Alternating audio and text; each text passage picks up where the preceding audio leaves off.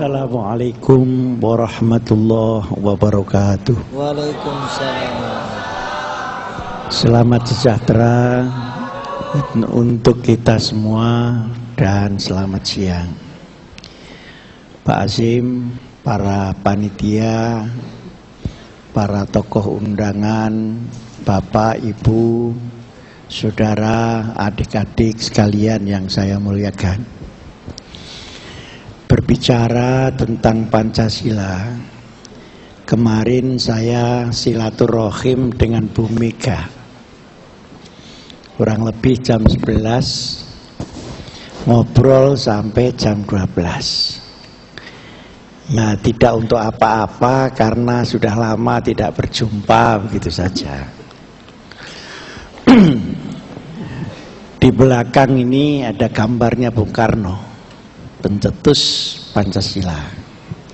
Saya setuju kalau Ibu panitia tadi menyatakan bahwa Pancasila ini anugerah dari Yang Maha Kuasa kepada bangsa Indonesia, tentu melalui founding fathers-nya.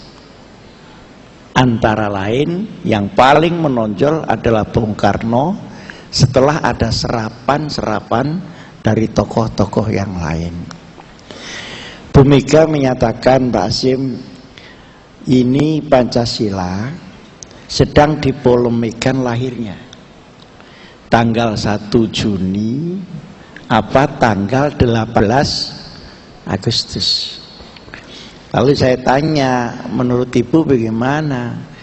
Ya itu tidak usah dipolemikkan, karena 1 Juni itu kelahirannya, 18 Agustus itu akte kelahirannya.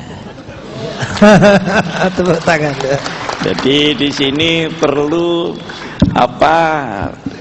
imigrasi ini untuk pencatat sipil ini mengukurkan waktu kurang lebih 1,5 bulan. Jadi 18 Agustus adalah penetapan konstitusinya tentang Pancasila itu. Nah, yang kedua, saya sampaikan kepada Bu Mega, Bu, sekalipun Pancasila ini hebat, tetapi menurut pendapat saya, sejak lahirnya sampai sekarang belum terrealisir secara utuh, filosofis dan praktis. Masih terus dalam proses, termasuk ketika zaman Bung Karno. Nah, dari 17 Agustus 45 berjalan 4 tahun, 1949 ada maklumat wakil presiden yang kemudian melahirkan pemilu 55, melahirkan demokrasi liberal yang tidak pas dengan konsep Pancasila itu. Kemudian karena terancam perpecahan ketika itu, dari tahun 45 sampai 59 sampai 49 dengan berbagai macam pemberontakan, maka tanggal 5 Juli ada dekret presiden untuk kembali ke Undang-Undang Dasar 45 inklusif mukaddimahnya yang berisi Pancasila itu. Nah, begitulah beliau semenjak itu, Bung Karno tahun 49 sampai 55 mendrive Pancasila itu di dalam kenyataannya. Tetapi waktu itu terlalu pendek untuk merealisir Pancasila yang begitu filosofis, begitu humanis, komprehensif, dan sifatnya universal. Malah belakangan masuk angin, tahun 65 akhirnya terjadilah tarik-menarik antara kiri dan kanan itu, kemudian lahirlah Orde Baru. Nah, Orde Baru ada P4. Ada apa? P4 itu singkatan apa? Pedoman, penghayatan, pengamalan Pancasila. Tapi sayangnya itu hanya artifisial. Orang disuruh mengaparkan butir-butir saja. Jadi Pancasila itu seperti butir saja, seperti banyak telur begitu saja. Manggala-manggalanya ini begitu aktif membuat kursus-kursus, tapi anehnya pada saat reformasi, di mana Undang-Undang Dasar 45 diubah, termasuk menabrak beberapa prinsip-prinsip Pancasila itu, yang mempelopori manggala-manggala P4 yang ada di MPR itu. Nah ini yang tepuk tangan ini belum kebagian jadi MPR ini. Nah begitu masuk reformasi, ada satu adagium di dunia ini bahwa tidak pernah ada undang-undang dasar yang tidak memerlukan perubahan pada proses zaman. Termasuk Amerika Serikat sendiri pernah mengamandemen beberapa pasal dari Declaration of Independence itu. Tetapi perubahan undang-undang dasar yang begitu mendasar itu harus sesuai dengan kebutuhan ketika itu, bukan sesuai dengan selera orang yang mengubah. Nah yang di Indonesia ini, perubahan ini sesuai dengan selera yang mengubah. Sampai 4 kali diubah lagi, diubah lagi. Dan sifatnya lebih baik, lebih banyak reaktif terhadap kondisi rezim sebelumnya daripada filosofis bangsa Indonesia. Jadi saya pernah mempertanyakan dilema Anas, reformasi ini rekonstruksi Indonesia atau revolusi Indonesia, atau hanya reaksi dari rezim ke rezim? Sehingga apa yang dulu dirasakan tidak enak pada zaman Pak Harto itu dibongkari semua. Sehingga dengan demikian ketika orang tani ini sedang menyiangi tanaman, ini kan harus mencabut rumput-rumputnya, Bu, supaya padi ini tumbuh subur. Tapi karena terlalu semangat, padinya ikut tercabut. Akhirnya sampai sekarang tidak panen-panen Republik Indonesia ini, kecuali panen masuk angin itu tadi. Nah, para bapak dan saudara-saudara sekalian, ini saya akan membagi pembicaraan saya dalam 3 bagian. Coba sekarang Pancasila ini kita bandingkan dengan filsafat negara yang tidak Pancasila. Yang kedua, mengapa Pancasila nggak selesai-selesai menjadi kenyataan, sekalipun didiskusikan terus, bahkan sekarang mendiskusikannya pun sudah mulai malas. Yang ketiga, kira-kira apa yang akan terjadi di belakang? Tapi kira-kira saja, karena saya ini kan bukan dukun. Nah, pertama, di Pancasila ini ada ketuhanan yang Maha Esa. Artinya apa? Dia, Indonesia, bukan negara ateis, bukan negara sekuler, dan bukan negara agama. Karena kalau negara ateis, dia tidak percaya kalau Tuhan ada. Dia anti Tuhan. Aneh juga, sesuatu yang tidak ada kok dianteni. Bukan pula negara sekuler, karena membiarkan orang untuk beragama atau tidak beragama. Tidak pula menjadi negara agama, karena teks agama tidak menjadi konstitusi, tapi value universalitas agama yang dikemas dalam konstitusi nasional itu sebagai umbrella untuk seluruh bangsa Indonesia. Nah, sekarang mana contohnya? Tadi contohnya kan per negara. Nah, saya akan memberikan contoh ya sekedarnya aja. Sekarang kita lihat negara Eropa Timur yang semenjak 70 tahun yang lalu menyatakan diri sebagai negara komunis, negara ateis, dan agama tidak boleh hidup. Dia berumur 70 tahun.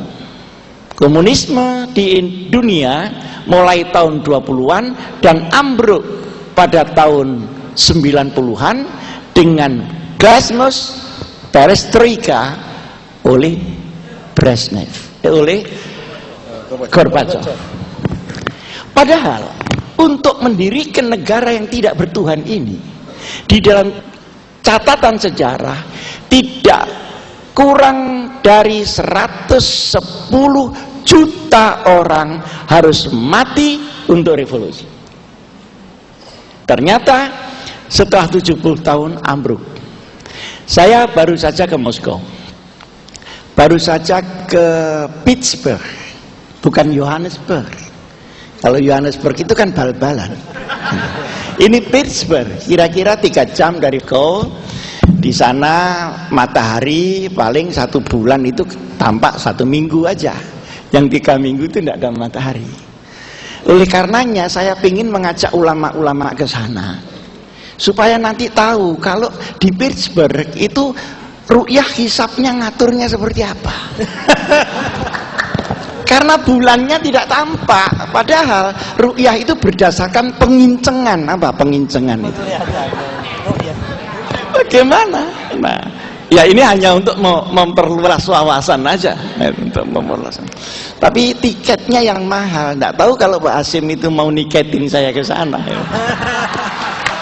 Supaya ada wawasan global daripada pemikir-pemikir agama kita. Nah, saya terus ke Cekoslowakia dan terus ke Hongaria. Dalam kondisi reformasi sekarang di negara komunis yang berubah, 1, orang mulai boleh beragama, 2, orang mempunyai hak pilih, orang mempunyai hak untuk memiliki harta, kemudian dia tapi Katolik. Nah, kemudian Islam itu nomor 2. Saya ketemu keduanya. Sekarang ini 60.000 masjid dibuka di Rusia, sementara 127.000 gereja dibuka. Tapi masyarakat Rusia masih mikir-mikir, Tuhan ini ada betul apa enggak? Begitu sekarang. Jadi kemarin waktu apa? Lagi tenanan rek, rekin guyonan. Jadi waktu zaman komunis itu sudah divonis Tuhan tidak ada dan tidak boleh diadakan. Ini waktu komunis. Setelah reformasi ini iya ya, Tuhan itu ada apa tidak ada gitu. Jadi antara ada sama tidak ada. Artinya apa? Bahwa ateisme hanya bisa bertahan 70 tahun, tidak lama. Karena bertentangan dengan jiwa manusia yang paling dalam, maka dia akan rontok. Sekarang masuk ke Eropa Barat. Eropa Barat menggunakan sekuler. Jadi sekulerisme itu adalah soft atheism. Nah, di situ antara agama dan negara dipisah. Jadi tidak boleh ada kebaktian Katolik di mana? Istana, di kabupaten, itu tidak boleh. Dan tidak boleh deket-deket sama undang-undang negara di sana. Undang-undang undang-undang, agama adalah agama. Dan itu diterima oleh bapak-bapak yang mayoritas Katolik, baik yang di Vatikan maupun yang di Eropa Barat. Apa yang terjadi? Di negara yang sekuler ini akhirnya pelan-pelan agama itu sendiri dihancurkan oleh sekularisasi itu. Banyak norma-norma agama yang dihancurkan melalui undang-undang. Misalnya, kita masuk di Copenhagen, di situ ada Denmark, kita masuk di Norwegia, kita masuk di Austria. Undang-undang perkawinan itu enak Pak di sana. Laki-laki boleh kawin dengan laki-laki, perempuan boleh kawin dengan perempuan. Laki dan perempuan juga boleh kawin laki dengan perempuan. Saya itu mikir, agama apa yang memperbolehkan itu? Pasti dilawan oleh Katolik, dilawan oleh Kristen, tapi terjadi oleh parlemen yang beragama Katolik itu. Nah, saya itu mikir, kalau perempuan kawin dengan perempuan, saya tidak bisa membayangkan. Tapi kalau laki-laki kawin dengan laki-laki, itu mau apa dia coba? Ini mau kawin apa mau olahraga? Bedangan Atau mau... Nah, sehingga secara tidak sadar tokoh-tokoh agama yang melepaskan balon sekularisasi ini, dia satu ketika akan dimakan oleh sekularisasi itu sendiri. Berarti tidak cocok. Nah, agamanya undang-undang. sekarang masuk lagi, saya ambil negara agama. Tadi belum disebutkan apa Timur Tengah, karena beliau tidak pernah ke Timur Tengah. Beliau itu lah ya, artinya tidak mendalami masalah Timur Tengah. Nah, sekarang Timur Tengah kenapa menjadi negara agama? Karena banyak faktor. Faktor pertama, agamanya mono agama. Agamanya ini mono agama. Kalau di sini ini kan multi agama. Stereo multi. Jadi di sana itu Islam semua. Jadi kalau dikasih Islam, semua orang mau dengar. Karena yang tidak Islam tidak boleh dan tidak ada. Nah, tetapi harus diingat, agama adalah suci, negara tidak ada yang suci. Karena dia didrive oleh orang. Sehingga selalu akan ada jarak antara agama yang ideal, yang suci dengan kenyataan negara, sekalipun dia mengeklaim negara agama. Saya sudah mulai dari Turki sampai Saudi Arabia sampai Teluk itu umumnya mengatakan negara Islam. Ya, ada yang tenang, ada yang setengah tenang, ada yang ribut, ada yang perang terus dan sebagainya dan sebagainya. Artinya apa? Artinya seperti di Afghanistan, orang sesama Islam saling bunuh. Saya masuk di Pakistan. Di Pakistan itu di Islamabad ada satu tempat yang ditempati oleh orang Sunni dan Syiah sekaligus untuk khol. Jadi gantian gitu. Mereka juga saling bunuh. Apakah saling bunuh itu Islami? Tentu tidak. Tapi berada pada negara Islam. Artinya, ketika kita pergi ke Irak, Saddam Hussein, ada Kurdi di situ, ada kemudian Syiah, ada Sunni. Itu semua juga saling bunuh. Apakah saling bunuh itu Islam? Tidak. Saling bunuh itu adalah perilaku orang Islam yang tidak paham Islam, kemudian menggunakan Islam secara tidak baik, sehingga antara Islam dengan orang itu ada jaraknya. Nah, saya alhamdulillah kalau pergi ke Timur Tengah sebagai sekjen ICIS ini, pekerjaan saya mendamaikan ini orang-orang Syiah sama Sunni yang ribut ini. Saya datang ke Lebanon, 150 ulama, 75 dari Sunni, 75 dari Syiah. Saya pidato di situ. Mereka mau mendengar karena yang pidato itu NU, Pak. Kenapa? Lucu tenan, Rek. Jadi kenapa? Karena mereka tahu kalau orang NU itu Sunni. Nah, karena orang NU Sunni, orang Sunni pasti mau dengar. Orang Syiah mau dengar karena sudah terkenal NU Hasyim Muzadi itu tidak pernah mencaci maki Syiah. Semua masing-masing pada posisi dan pikirannya asal tidak melawan Allah dan Rasulullah Sallallahu Alaihi Wasallam. Nah, pidato saya begini, ini rahasia, jangan ngomong-ngomong orang lain. Para bapak, baik yang Sunni maupun yang Syiah, kita lahir Sunni, lahir Syiah itu setelah Rasulullah Sallallahu Alaihi Wasallam. Setelah sahabat, baru di situ ada perpecahan Sunni dan Syiah. Loh, kalau surga itu hanya ditempati orang Sunni saja atau orang Syiah saja, terus tempatnya Rasulullah yang sebelum itu di mana? Mikir juga ini serbannya itu, Pak. Mikir juga. Jadi saya minta dibedakan antara dogma agama dan pemikiran orang terhadap agama. Dibedakan mana yang mutlak dan mana yang relatif. Nah, sekarang Indonesia pakai Pancasila. Ketuhanan yang Maha Esa artinya negara ini karena multi agama, ada Kristen, ada Katolik, ada begini, maka yang dinaikkan itu jangan teks salah satu agama, tetapi nilai universal dari seluruh agama ini kemas di dalam ideologi negara Republik Indonesia. Nah, intinya itu pada ketuhanan yang Maha Esa ini. Tapi penjabaran ketuhanan yang Maha Esa dalam ritual dan dalam action ini tentu berbeda, tapi semua percaya kepada Tuhan. Yang kedua, sholat dan ibadah bisa beda, tapi seluruh agama kan minta makmur, minta adil, minta pinter, minta bersatu. Itu kan sama. Maka yang beda tidak usah dipaksa sama, tetap yang sama jangan sekali-kali dibedakan.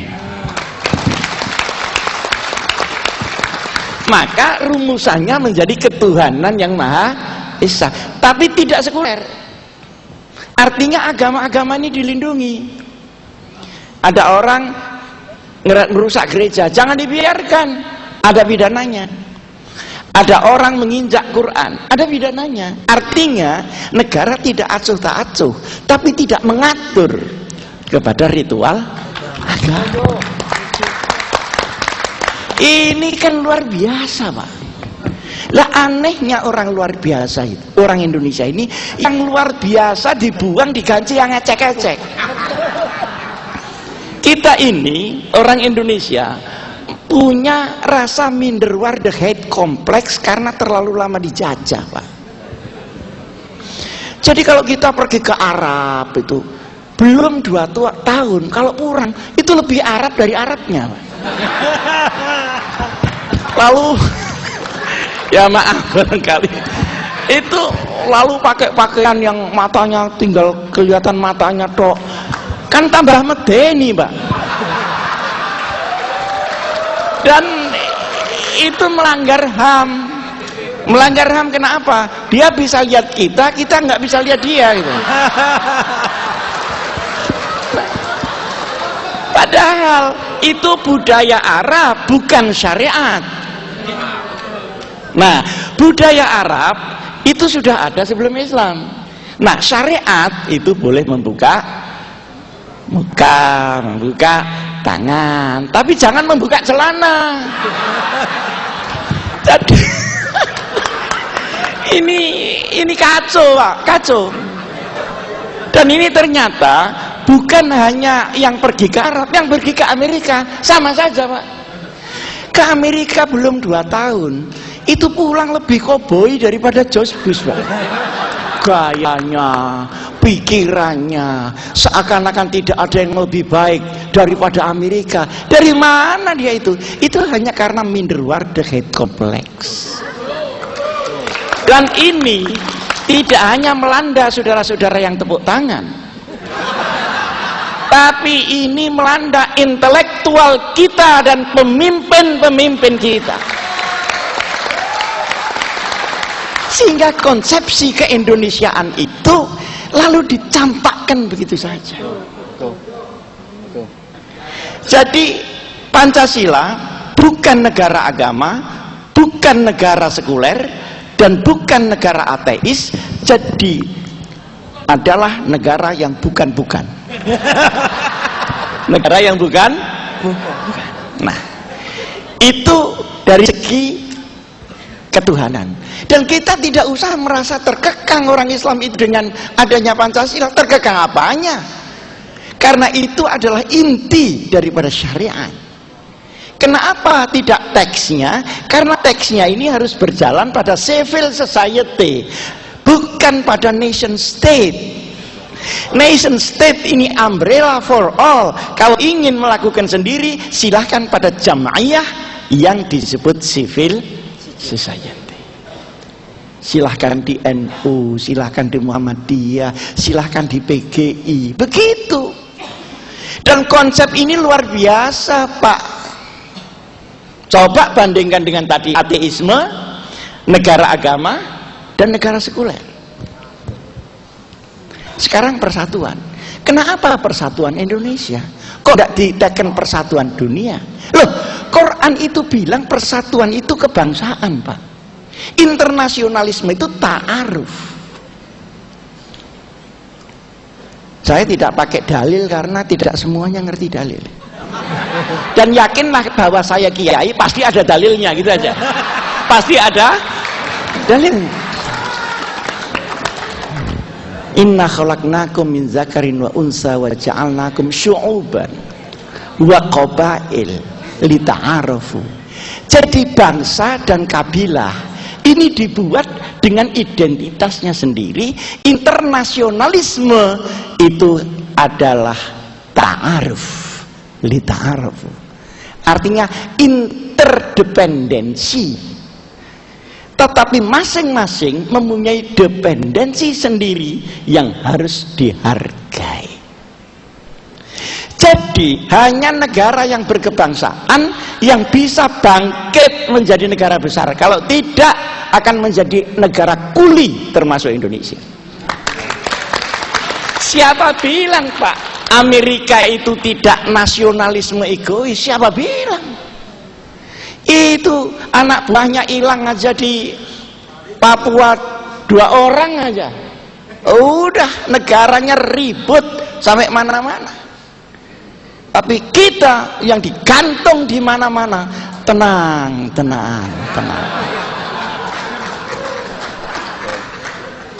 Jadi tidak ada itu. Jadi persatuan Indonesia bukan anti internasionalisme. Karena persatuan kebangsaan itu adalah azali secara filosofis. Nah, kemudian ada kemanusiaan yang adil dan beradab. Perhatikan, Pak. Seluruh agama, mulai dari teologi, bergeser kemudian ke ritual, bergeser kepada pengabdian sosial, ujungnya kan mesti kemanusiaan, Pak. Jadi diambil ujungnya saja, Pak, bukan diambil sholatnya begitu. Jadi hanya agama yang berhasil, yang sampai kepada kemanusiaan, maka ara'aitalladzi yukadzibu. Ini yang tidak ngerti tenang saja. Kamu pengen tahu ya orang yang mendustakan agama, kaya agama tapi dusta, bahwa mereka yang beragama tidak sampai kepada kemanusiaan. Itu masih ditambah lagi yang adil dan beradab. Kalau tidak berpakaian masuk Facebook itu adab apa enggak? Nah, adil inilah maka posisi Indonesia harus non-blok. Tidak boleh pro barat, tidak boleh pro timur, dia harus menegakkan kebenaran. Jadi Indonesia haruslah memperkuat yang benar, bukan membenarkan yang kuat. Hari ini kita sedang terkesima untuk membenarkan yang kuat, tetapi kurang memperkuat yang benar. Dan itu bukan hanya salah kita, hukum kita pun masih begitu. Kalau orang korupsi sedikit, insya Allah gampang tertangkap. Karena tidak bisa diratakan, Pak. Jadi kalau mencuri itu sekian besar, rata jadi aman, begitu loh.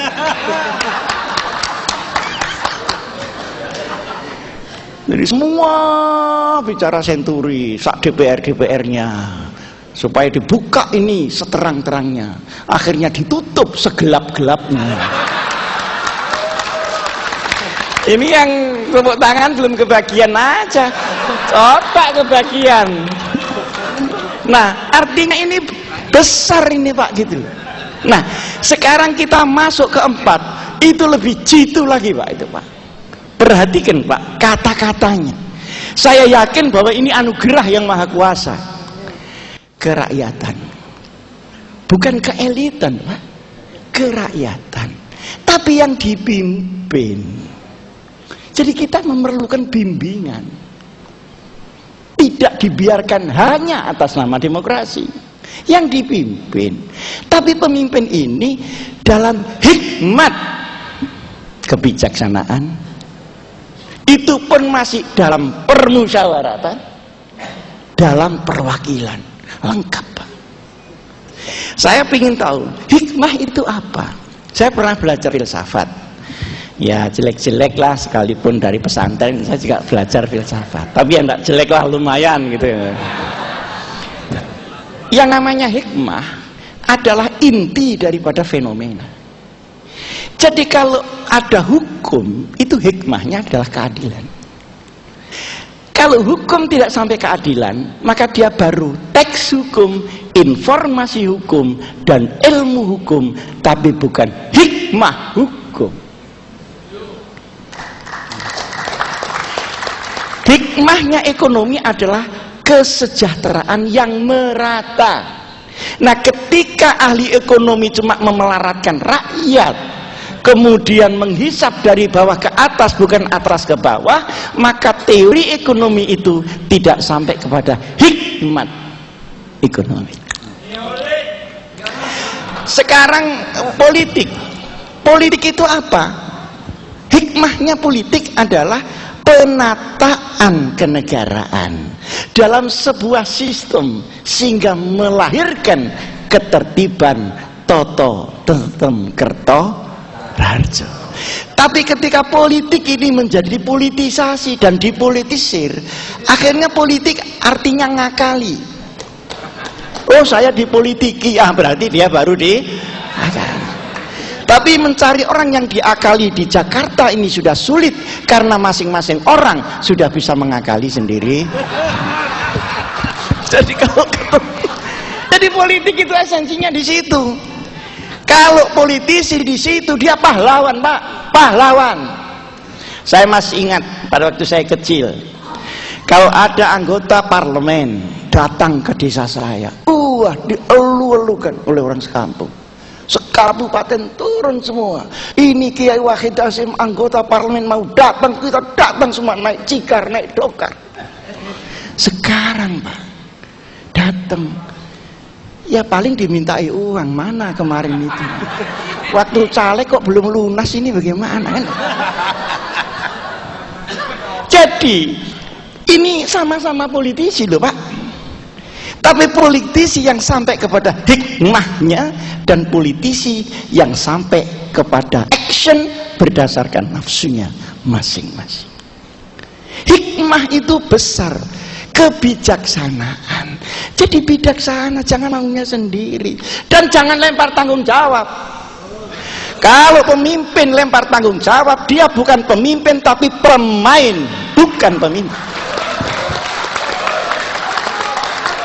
Kenapa tidak diambil tanggung jawab itu? Saya tidak tahu, saya bersih. Bersih apa tidak? Ya rakyat yang bilang bersih.